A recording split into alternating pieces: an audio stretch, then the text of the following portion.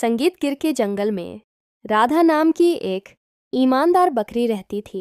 जंगल में उसकी और शेर सिंह की दोस्ती के चर्चे हर तरफ फैले हुए थे। एक दिन शेर सिंह अपने सिंहासन पर बैठा हुआ था कि अचानक उसका पुराना दोस्त कालू भेड़िया वहां आ पहुंचा। शेर सिंह ने कालू को खुशी से स्वागत किया। दोनों दोस्तों की दोबारा मुलाकात पर खुशी जताई गई। शेर सिंह ने कालू का परिचय अपनी सबसे विश्वसनीय साथी बकरी राधा से करवाया और उसकी ईमानदारी की सराहना की। उसने बताया कि वह अपनी सबसे कीमती चीज़ भी राधा के पास रखता है और यही उसकी ईमानदारी का सबसे बड़ा सबूत है। लेकिन कालू के मन में यह सुनकर ईर्ष्या पैदा हुई। उसके चेहरे पर हल्की सी मुस्कान थी, मगर उसके इरादे चालाक और खतरनाक थे। मन ही मन वह सोचने लगा कि समय आने पर सबको पता चल जाएगा कि कौन कितना ईमानदार है। रात को जब पूरा जंगल सो रहा था, कालू भेड़िया चुपके से जंगल की सीमा की तरफ बढ़ा। सीमा पार दूसरे जंगल का शेर दिलावर कालू का इंतजार कर रहा था। कालू ने उसे बताया कि शेर सिंह ने वह कीमती कड़ा अपनी दोस्त बकरी के पास रखा है। दिलावर ने आदेश दिया कि किसी भी हालत में वह कड़ा चाहिए, चाहे कुछ भी करना पड़े। कालू ने दिलावर को एक योजना बताई कि वह पहले बकरी पर शेर सिंह का भरोसा तोड़ देगा और जब बकरी पर विश्वास खत्म हो जाएगा तो शेर सिंह खुद उस कड़े को वापस ले लेगा और यूं वह कड़ा कालू के हाथ आ चैस। दिलावर ने चेतावनी दी कि वह खड़ा चमत्कारी है और जिसके पास हो उसे हराया नहीं जा सकता।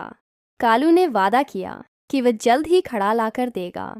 अगले दिन कालू बकरी राधा के पास गया, उसे दुआएं दी और उसकी पूजा और ईमानदारी की तारीफ की। लेकिन मन ही मन सोच रहा था कि अगर उसने राधा की ईमानदारी को बेईमानी में ना बदला तो उसका नाम कालू भेड़िया नहीं। फिर वह शेर सिंह के पास गया और उससे कड़े के बारे में पूछा। शेर सिंह ने बताया कि वह कड़ा आम कड़ा नहीं बल्कि चमत्कारी कड़ा है। जब तक वह उसके पास है उसे कोई नहीं हरा सकता।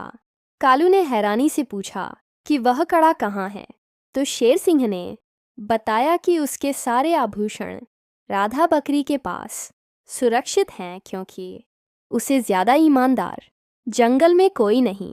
कालू ने चालाकी से शक जताया कि बकरी पर इतना भरोसा खतरनाक हो सकता है। शेर सिंह ने उसे कड़ाई से डांटा, लेकिन कालू ने जोर देकर कहा कि अगर उसकी बात झूठी निकली तो वह अपनी जान दे देगा। उसने दावा किया कि उसने खुद बकरी को किसी अजनबी शेर से सौदा करते देखा है। कालू ने शेर सिंह को चमत्कारी कड़ा देने के बदले बकरी से इनाम मांगा। बकरी ने पूछा क्या मिलेगा, तो कालू ने वादा किया कि उसे महामंत्री बनाया जाएगा और बकरियों के शिकार पर पाबंदी लगाई जाएगी। बकरी ने वादा किया कि अगली रात वह चमत्कारी खड़ा शेर सिंह को दे देगी। शेर सिंह हैरान था और उलझन में कि राधा जैसी ईमानदार बकरी पर कैसे शक करे। आखिरकार उसने फैसला किया कि राधा को खड़ा लेकर बुलाया जाए ताकि सच सामने आ जाए। राधा आई और शेर सिंह को कड़ा दिया, मगर शेर सिंह ने तुरंत पहचान लिया कि कड़ा नकली है। उसने राधा पर शक जताया और कालू ने मौका पाकर दावा किया कि यह असली कड़ा उसके पास है जो उसने बकरी के घर से चुरा लिया था। सब हैरान रह गए। शेर सिंह को राधा से गहरी निराशा हुई। उसने तुरंत आदेश दिया कि उसे जंगल से निकाल दिया जाए। राधा की आंखों में आंसू आ गए और वह जंगल छोड़कर चली गई। कुछ दिन बाद शेर सिंह और कालू जंगल में जा रहे थे कि अचानक सामने से दिलावर आ गया। उसने ललकार कर कहा कि अब वह शेर सिंह को खत्म कर देगा क्योंकि उसके पास चमत्कारी कड़ा है। शेर सिंह ने भी दावा किया कि उसके पास असली कड़ा है, लेकिन जब दिलावर ने अपना कड़ा दिखाया तो शेर सिंह हैरान रह गया।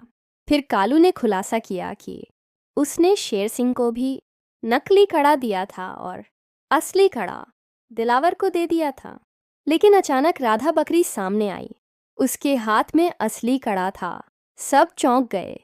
राधा ने बताया कि वह सारी बातें सुन चुकी थी, इसलिए उसने घर जाकर असली कड़ा छुपा दिया था और कालू के लिए नकली कड़ा रख दिया था।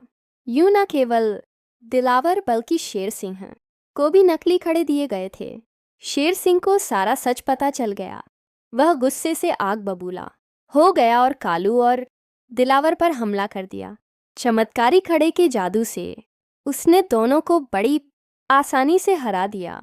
अगले दिन शेर सिंह ने एक बड़ी जनसभा बुलाई और सबके सामने राधा बकरी की ईमानदारी और वफादारी को स्वीकार किया।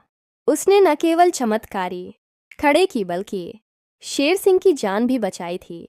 इस कारनामे पर शेर सिंह ने उसे जंगल की महामंत्री नियुक्त किया। इसके बाद राधा बकरी जंगल की सच्ची रक्षक और वफादार सेविका बनकर पूरी ईमानदारी से सेवा करती रही।